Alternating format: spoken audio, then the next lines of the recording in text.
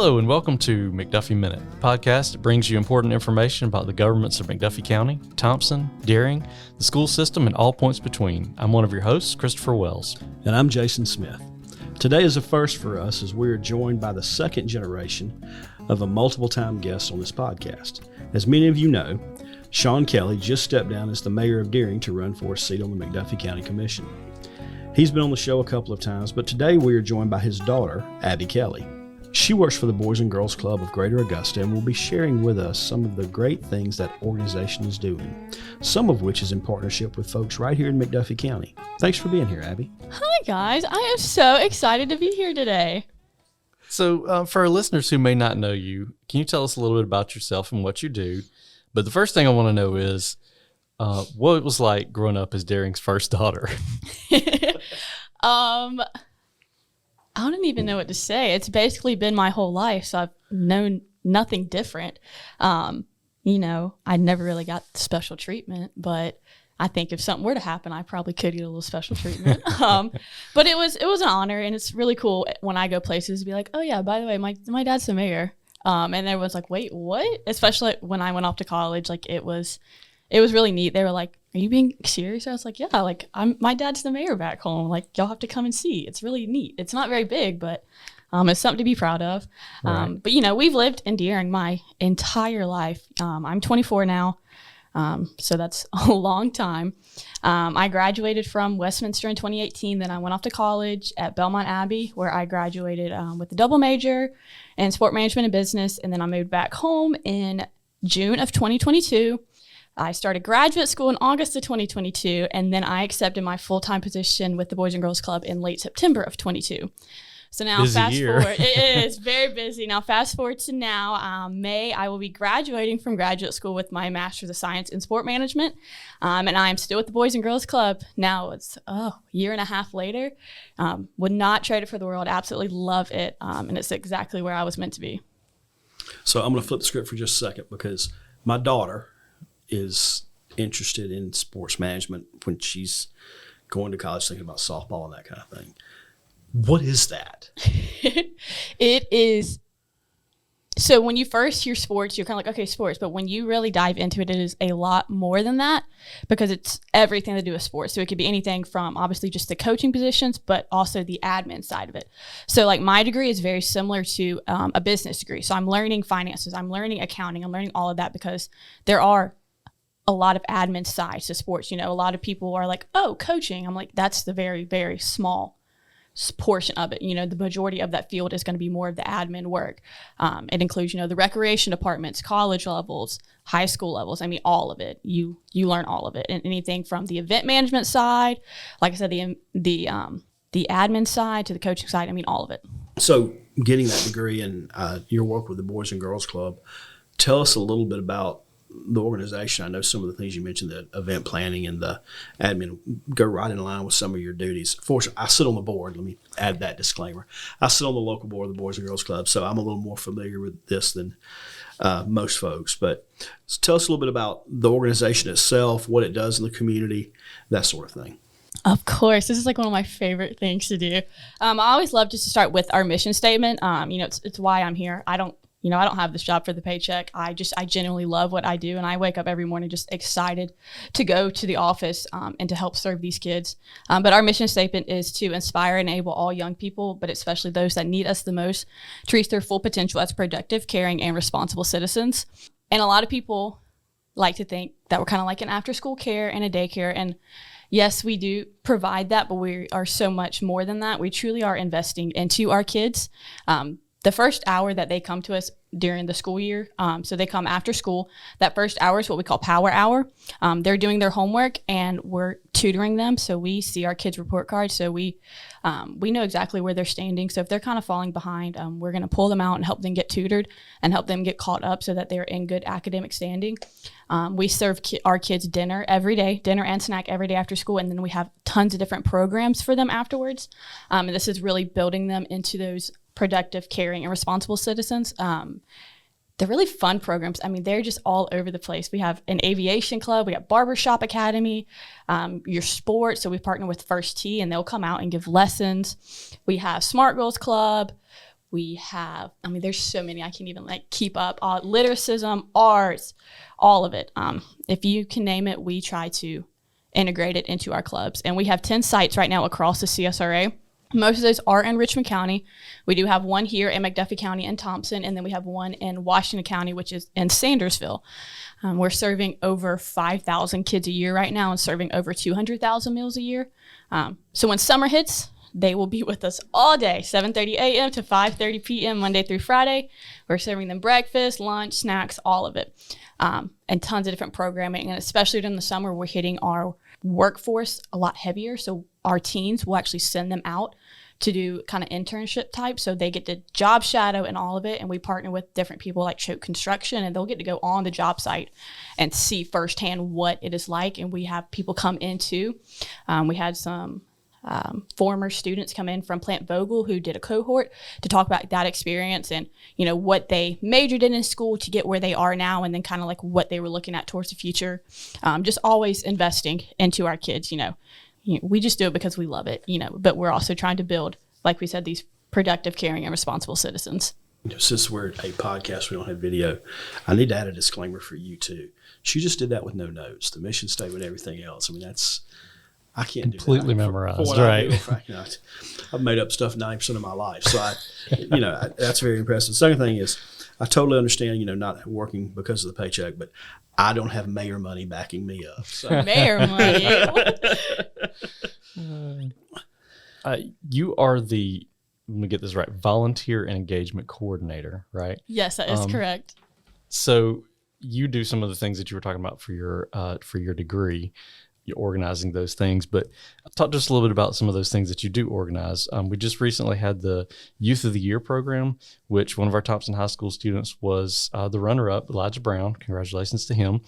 So you tell us about that and some of the other things that you are organizing and have organized. Of course. Youth of the Year is one of my favorite programs because we really just get to see the talent and the genuineness of our club members. So Youth of the Year is a national Boys and Girls Club program. It starts at the local level. They have to put in an application. They have to write several essays. They have to give a speech. And then they have to submit their resume, their cover letter, all of it. It's not an easy process, but it is very rewarding. So at the local level, our winner actually gets a $20,000 college scholarship, and they get to go to the state level to compete. And this year, I know we had Elijah as our runner-up, but our local winner, Nikayla, actually won state. So she's our Georgia State Youth of the Year, which is amazing. She's only, I think, our third one in the Boys and Girls Club of Augusta history, which is a really big deal. So now she'll go to get to compete at regionals. If she wins at regional, she goes to the national level, and the national one is actually announced by our president. So it's a very big deal. And at each stage, you're getting different things, whether it's more college scholarships or different goodies, just depending on who we partner with. But it is it's a very big deal. And I love it because the night of, we call it Youth of the Year, our kids will give their speech. And a lot of the times it's the first time we will hear it because we do a pre-judging night just because we have so many applied to narrow it down. But only the judges and a select few of the staff will hear that. So, that night of, everyone in the room, no one's heard this speech. And it's a really moving and emotional night. A lot of us will be in tears because they share some hard personal stuff, that they have been through. But it is such an amazing night. And just to watch them grow over those couple of months, we bring in some local partners of ours too, like Loop Recruiting and Toastmasters, to help them work on their speech, help them to work on their, the ums, which I know I probably struggle with, the resume help, all of it, and it's not just for the program, but, when they graduate high school, they're going to either go to college or get a job, and they're going to have a resume. Well, now they already know how to do it, or they already have it in place too. And so they just need to add on whatever else is needed. But it's a wonderful program, and I love it. And I can't wait for this year's because we're changing it up and actually changing it into a gala this year, which is going to be very fun and exciting for them, really stepping up the attire, and not just for them, but for everyone. So it's going to be a very formal event. And I know they are getting excited because we have some special stuff in the works that we haven't told them about yet. But we are so excited. Normally we've been doing it in February, but now we're going to move it to October. Okay. I love our Youth of the Year program. It's so amazing just to see not only what the kids have overcome, but the things they are involved in school and in our clubs. It's truly amazing. So you mentioned, and again, since I'm on the board, I've been part of these conversations, the involvement of the first tee with our local organization here in Thomson, and trying maybe to partner with Bellmead at some point about getting them out there and actually giving some on-course time versus just time banging balls around the campus, which is over across kind of from Thomson High School. Speaking of Bellmead, though, you've got a big event coming up in May. The Thomson Golf Classic will be out at Bellmead then. Tell us a little bit about that, how people can join, what's some of the plans for it. If they just want to donate, what they need to do. Yes, I'm so excited for Thomson Golf. It holds a little special place in my heart just for being out here from McDuffie County. You know, the day of, it's just a ton of people I either grew up with or that my dad has been working with for years now. So I really love it. But that's coming up on May 6th, so a little more than a month away. We are super excited. It'll be at Bellmead. We have different levels, so you can do a whole sponsor, or you can put in a team. You can be a team and a whole sponsor, or you can be one of our contributing sponsors. And those prices range anywhere from $300 to $1,000. All of that money that we raise for the tournament goes straight back to our Thomson Club, which is amazing. It doesn't just go to the general Greater Augusta, but it goes directly back to our Thomson Club. And so you come out, it's a really just relaxing, fun day. It's not a serious golf tournament. You get lunch and dinner. We have raffle prizes and games throughout the day. And it really is just a fun, relaxing day, like I said. We've always got lucky with the weather too, so we're praying for another pretty day this year. But we really love our Thomson Golf Tournament. It is really fun getting to see everyone.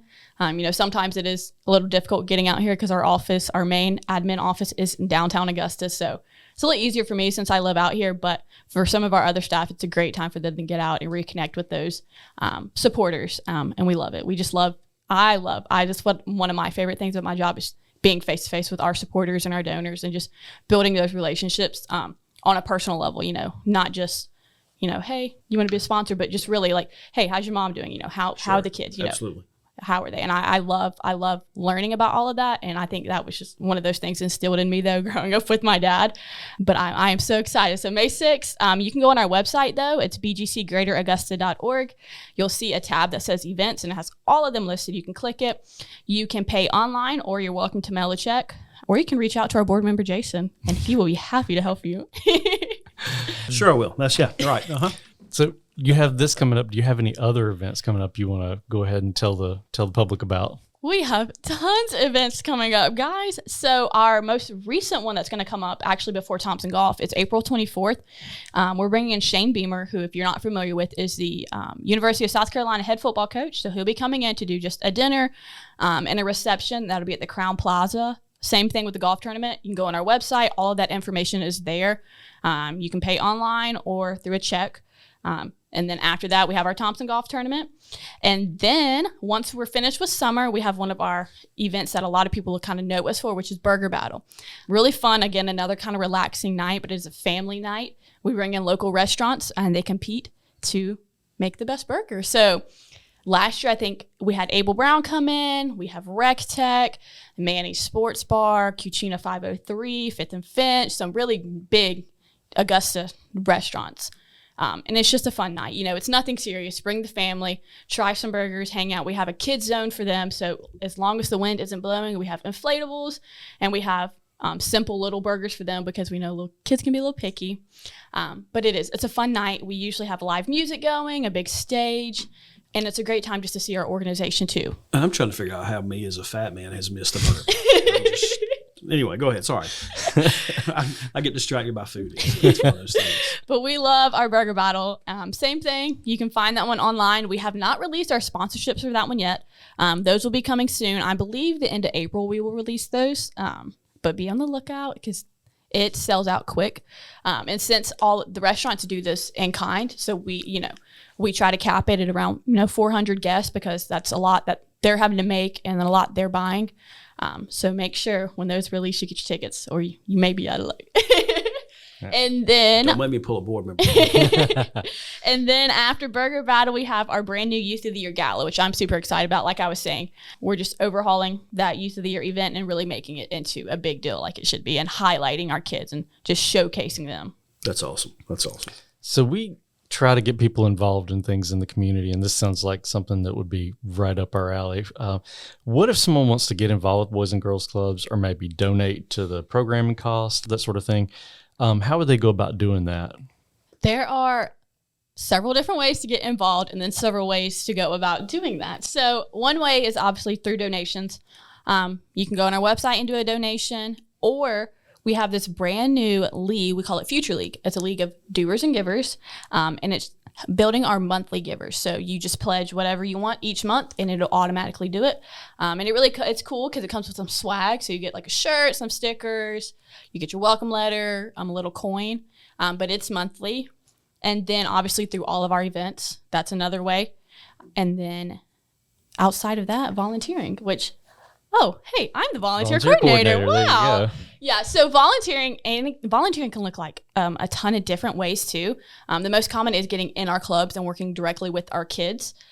You can volunteer at our events though, or if you want to come in and do a service project. So Leadership McDuffie just came into our Thomson club and did a Beautify Day, so which we loved. They really did like a spring clean out. So cleaned a ton of our stuff out, helped on the outside, get some old garden beds that we had so we can hopefully get a new classroom out there. Different things like that. Or we're always looking for help in our admin office, whether it's just filing some papers or writing thank you notes. There's tons of different ways to get involved. And like I said, we have people come in and do presentations. So sometimes the bank will come in and do like a money matters, what does budgeting mean? What is finances? What does it look like when I'm on my own, just basically starting out? Different things like that. There's just tons of different opportunities, and it's not limited to that. I tell people, throw it at me. I want to hear it, and then we can play around and see what works best.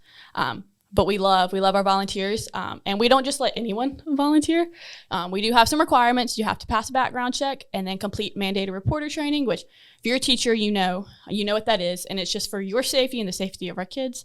And then we have a little orientation. So nothing crazy, but you do have to complete those if you're going to be working directly with our kids. Right. So we've talked a little bit about, some of the activities you have and that sort of thing.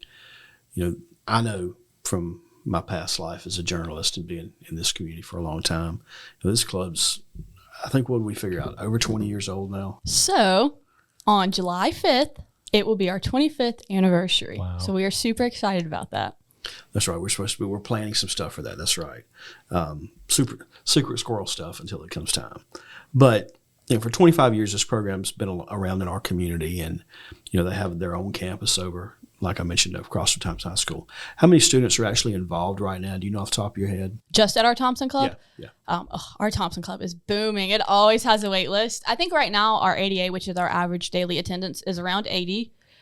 It's a little lower just because kids are in after-school sports right now. Right. But I think, so Sam Ward is our club director out there, and I think right now he is maxed out for summer camp.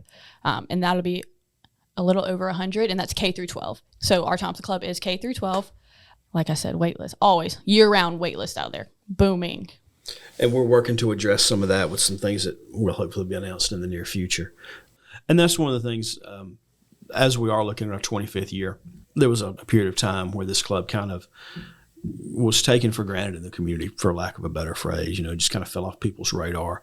And Abby and Sam, their energy that they bring is doing a great job of trying to get this back in the spotlight and reminding people what a tremendous organization this is, not only from the people that are in it, but the services they provide and the lives that they change. I mean, for a lot of these kids, this is their afternoon. This is, a time for them to, not only not go home to what may not be a great situation, but have people who care about them and worry about what they're doing in school and help them make sure their homework is done. And, that's something that a lot of us growing up took for granted.